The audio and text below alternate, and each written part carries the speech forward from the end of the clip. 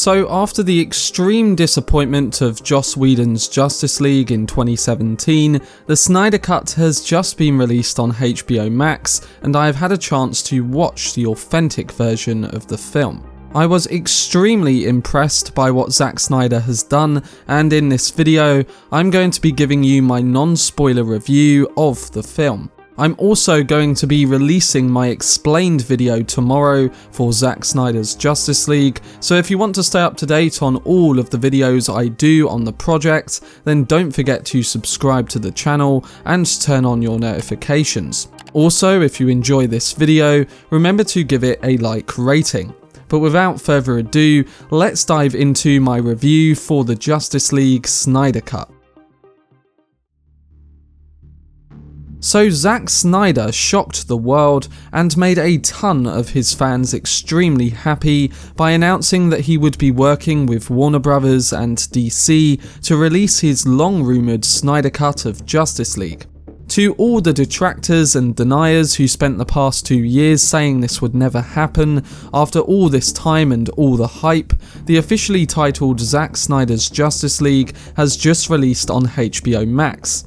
For all the people saying it would never happen, the Snyder Cut is real, and in my opinion, it's fantastic. But before I get into my spoiler-free review, I just wanted to say that no matter what your feelings are on Zack Snyder as a filmmaker or a storyteller, we should all be happy that this artist got a chance to release his vision. We should all be pleased for the fans that were respectful and wanted it, along with them finally getting to experience it. There's no need to be jaded or pessimistic about anything pertaining to the release of this film. Just let the fans be fans and let the filmmaker do his thing. With that said, Zack Snyder's Justice League is a vast improvement in virtually every aspect compared to the 2017 theatrical version. This cut, or at the very least a slightly shorter version of it, is what should have been released in the first place. As the years went on, more and more information about Zack Snyder's originally intended vision was shared publicly, and with it, my interest grew and grew. The original was a massively rushed hatchet job of another filmmaker's ideas, and although it was passable on some levels, it was absolutely forgettable. But there's no forgetting Zack Snyder's Justice League, at least not anytime soon. It's gorgeous, massive in scope, well written, and superbly acted. It goes beyond being an explosion fest and definitely transcends action and destruction. Every issue I had with the original release is now fixed. The pacing, cinematography, acting, characterization, and even the score.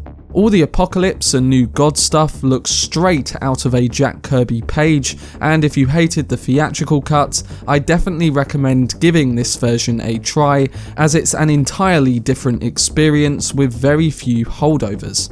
One of those holdovers, as mentioned above, is the plot. If you want to oversimplify it, both films involve the Justice League teaming up to stop the cosmic villain Steppenwolf from invading Earth. What Zack Snyder's version adds are dimensions and layers. Steppenwolf has motivation in this version. His actions are clear, his purpose is defined, and he is a complex and quite frankly likeable antagonist. His redesign looks great, the CGI is light years beyond what we saw a few years back, and he's not some invincible henchman that the heroes have to foil in the end.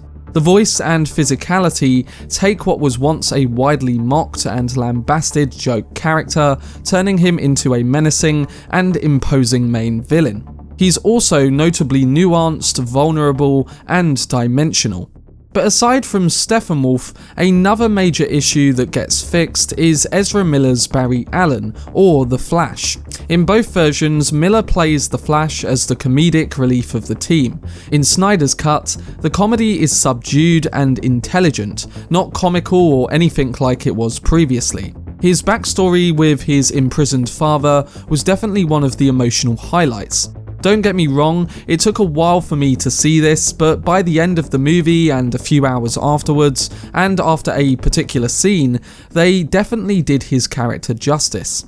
The Flash's powers are also stunning to watch, and the way he uses them is innovative and imaginative. The character of Flash went from insufferable to being one of the best dynamics of the superhero team.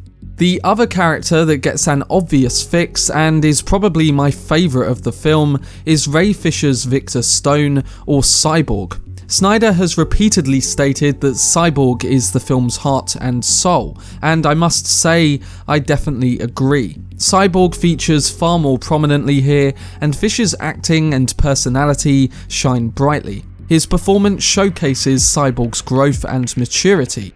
Victor starts as an angry, sullen, self-proclaimed monster. By the end, he embraces being an optimistic, golden-hearted hero. His relationship with his father has more emotional weight behind it now.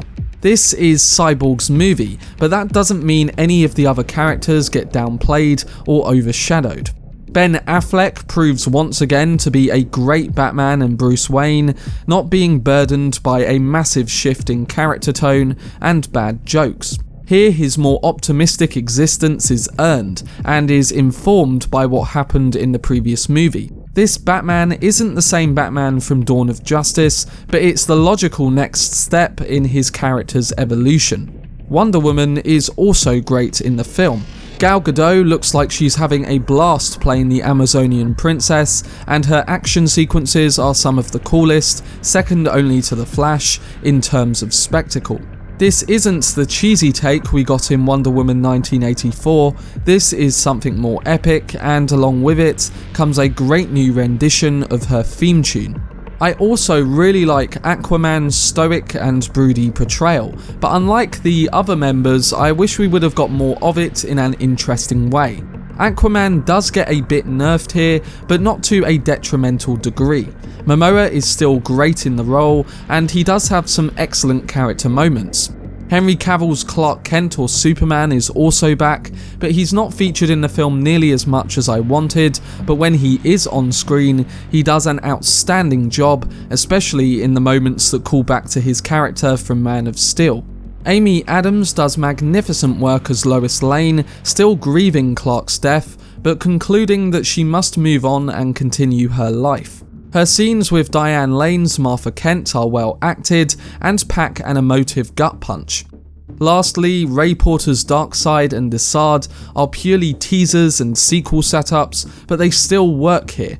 They serve the motivation of Steppenwolf, and they are used in a way which makes you think back to the war they lost and what it means to them.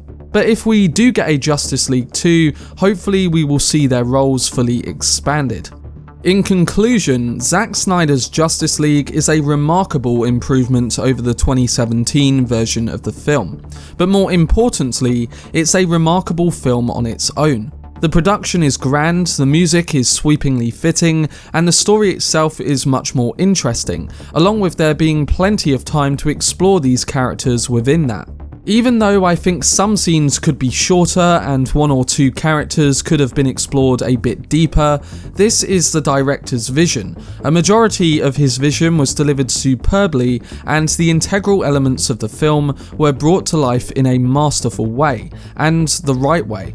This is a weird film to review, since while watching the project, I felt like I have to compare Snyder's version to what came before, which was so vastly inferior that it's hard to put to words. There are scenes here that were in the theatrical cut, but they are paced more appropriately and really build on the story that is being told. In Man of Steel, we got a story of fathers, in BVS, we got a story of mothers, and in Justice League, we get a story of family as a whole, and what it means to these individual heroes. This is the Justice League. This is the one we should have received in theatres back in 2017 in the first place. This is a new experience, and you should come into it open-minded and informed by no previous opinions or notions.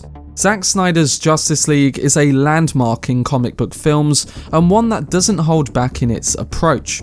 It's surprising, it's dark, it's epic, it's artsy, and at the end of the day, it continues the world and story that Snyder started with Man of Steel.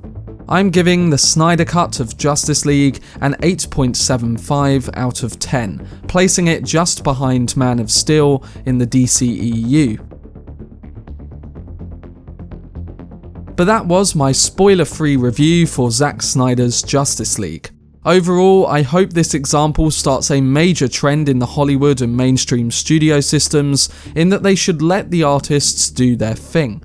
If a project has the support and backing from the get-go, it shouldn't be swayed by bad reviews or fan backlash from the past, otherwise you could end up with something like the 2017 version.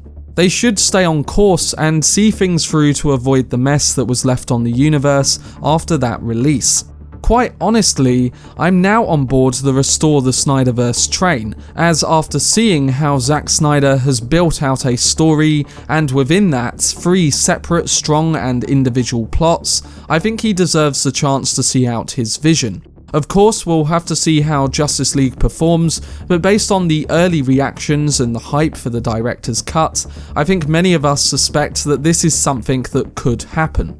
But let me know down below what your thoughts are on the Justice League Snyder Cut, as well as your opinions on whether we should see the Snyderverse restored. For more videos on Zack Snyder's work, including the Snyder Cut, then subscribe to the channel and turn on your notifications. Also, if you enjoyed this video, remember to leave a like rating.